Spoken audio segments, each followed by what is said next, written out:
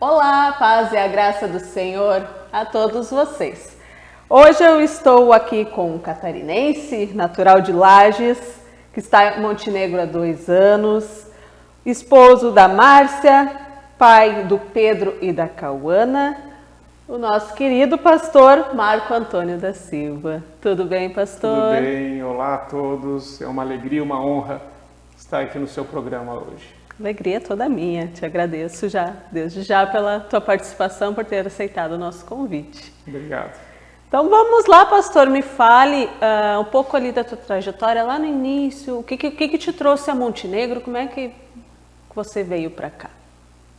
Eu já estava trabalhando como pastor auxiliar na Igreja Batista Alameda, em Curitiba, junto com o pastor Sebastião. Lá eu fui pastor de adolescentes, de jovens, de educação, de células. E o último ministério que eu estava lá trabalhando era o Ministério de Cura e Libertação. Mas chegou um momento que nós entendemos em Deus que o nosso tempo lá estava acabando. E Deus já havia transicionado o nosso coração para fora de lá, mas não sabíamos para onde ainda. Dentro desse contexto é que surgiu o pastor Cláudio Andrade, que falou, olha, você ainda está orando, está pedindo a Deus uma direção? Eu falei, estou. Então ele disse, existe uma igreja, a igreja PIB de Montenegro, né, o pastor que estava lá, ele faleceu, ele era um amigo meu, e essa igreja está orando. Você concordaria de orar também? Eu falei, sim. E aí nós oramos e Deus nos transicionou para cá. Eu, a minha esposa e os meus filhos. O meu filho estava fazendo medicina em Rondônia. Porque eu fui pregar em Rondônia, o pastor de famílias lá é médico. Sim. E ele falou, olha, se teu filho tá para prestar vestibular, fala para ele prestar aqui que a gente ajuda a cuidar. Falei, tá bom. E ele foi aprovado, ele passou e nós ficamos tentando transferência para Curitiba para ele por 2 anos. Nunca conseguimos. Mas uma semana depois que eu assumi a igreja aqui, nós conseguimos a transferência dele para Novo Hamburgo. Nossa, então o nosso filho começou a morar de novo junto com a gente. Que legal. Casou, está morando aqui em Montenegro, estudando em Novo Hamburgo. E a minha outra filha de 18 anos mora junto conosco e está fazendo jornalismo também na Fevale, que é a mesma faculdade que meu filho está cursando. Então, quando a gente veio para cá, nós entendemos que Deus foi mostrando de várias formas que essa era a vontade dele para a nossa vida e família. Então, estamos todos aqui, minha esposa é psicóloga, ela continua com muitos pacientes ainda de Curitiba, ela atende outros aqui já em Montenegro, e também ela me apoia, me ajuda, me auxilia lá na igreja, na liderança das mulheres, na adoração, na oração, enfim, nós estamos juntos. Meus filhos também cantam e tocam na igreja. Que legal, a família toda junto no mesmo propósito. A minha nora também. Também é responsável pelo Ministério de Comunicação da igreja. Sim, né? É uma área que você entende mais. E ela está lá junto com a gente também. Que legal, isso é família estando junto, né? Isso é muito bom. Sim. E é uma bênção você ter vindo para cá. Eu sei o que a igreja passou com a perca do pastor anterior, né? Uhum. Foi um baque muito forte. Sim. E acredito que a responsabilidade que foi passada a você não foi pouca também, né? Acolher todo esse povo, toda essa...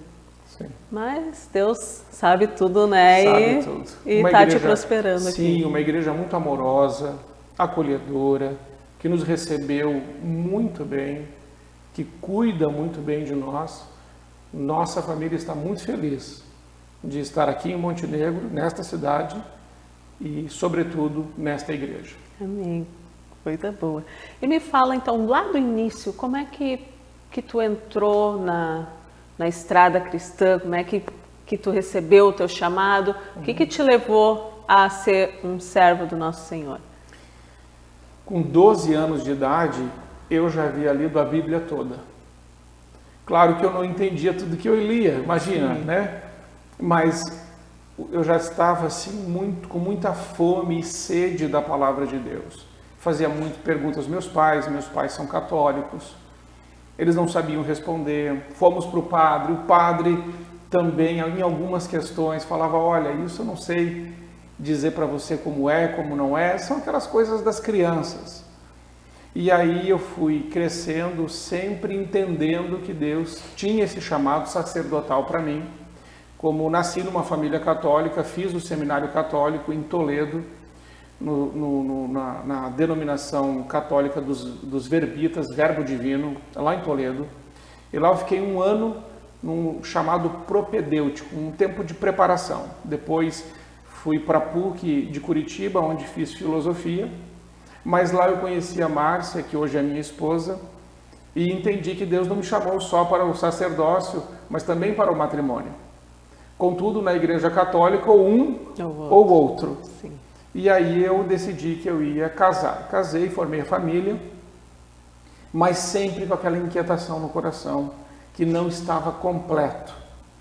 Até que depois de algum tempo, quando já estávamos morando em Curitiba, a gente passou por uma crise no nosso casamento muito forte.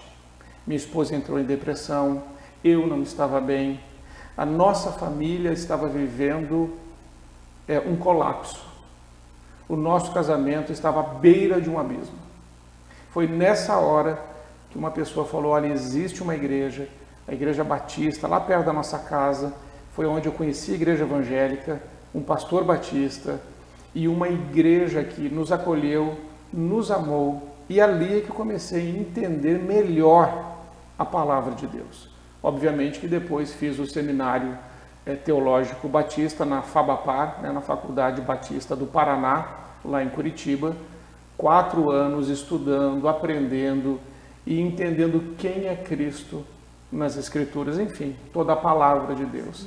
Então, desde os 12 anos até hoje, muita coisa aconteceu, mas a gente percebe a soberania de Deus e entendemos que Deus está rigorosamente no controle da nossa vida.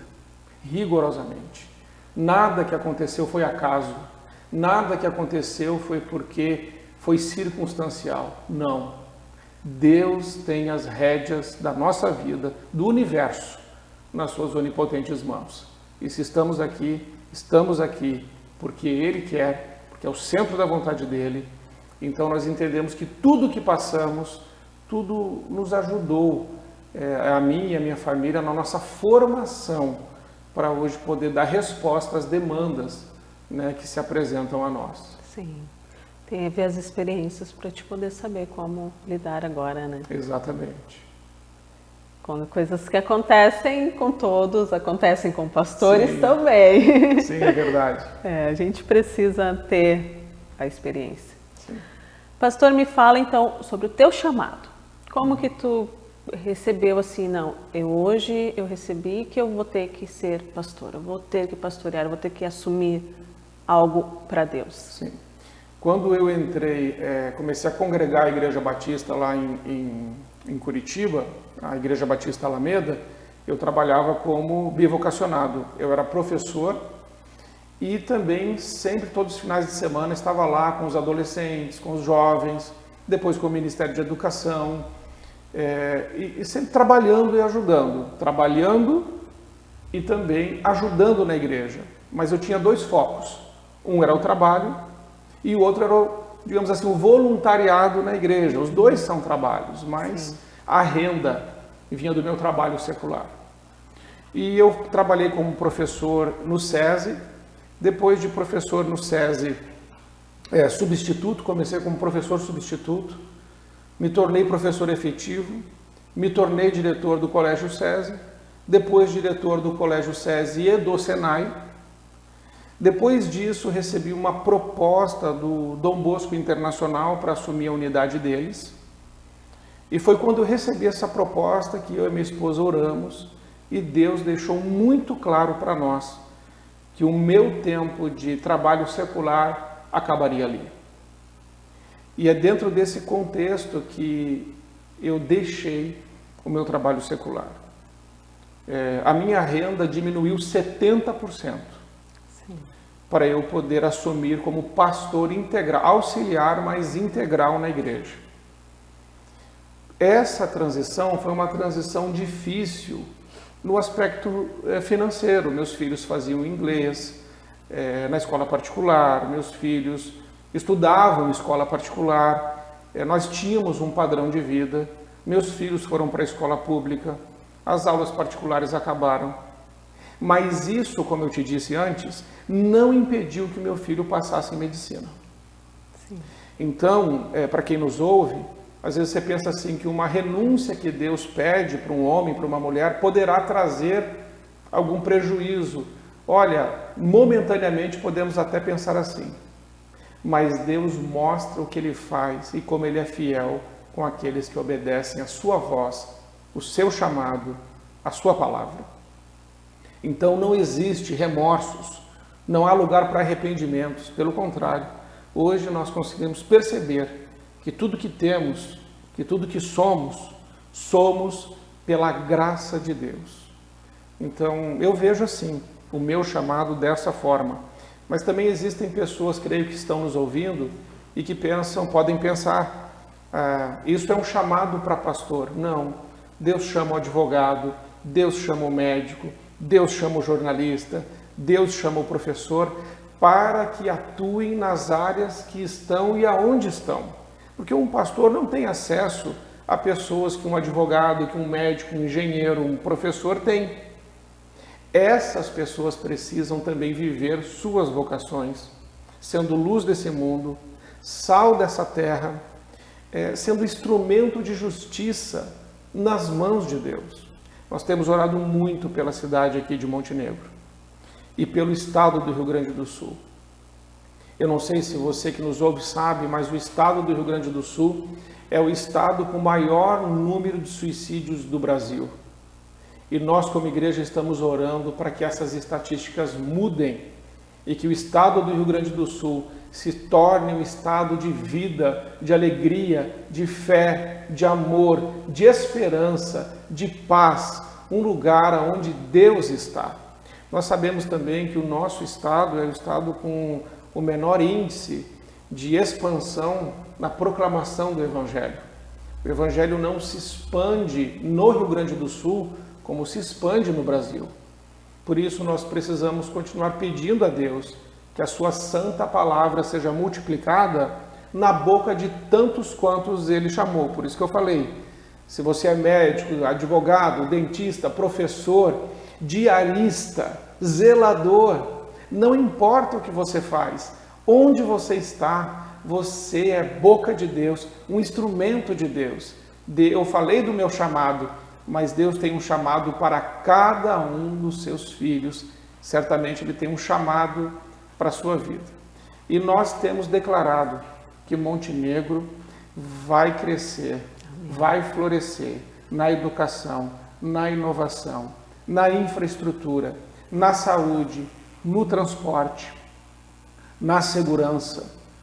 Temos pedido a Deus que Deus abençoe essa cidade, que ela cresça, que ela prospere e que ela se torne uma referência no nosso estado, não só nessas áreas, mas uma cidade que está cheia da glória de Deus. Amém. Que assim seja. Amém. Aqui nós encerramos o nosso primeiro bloco, então, e logo nós voltamos com mais Pastor Marco.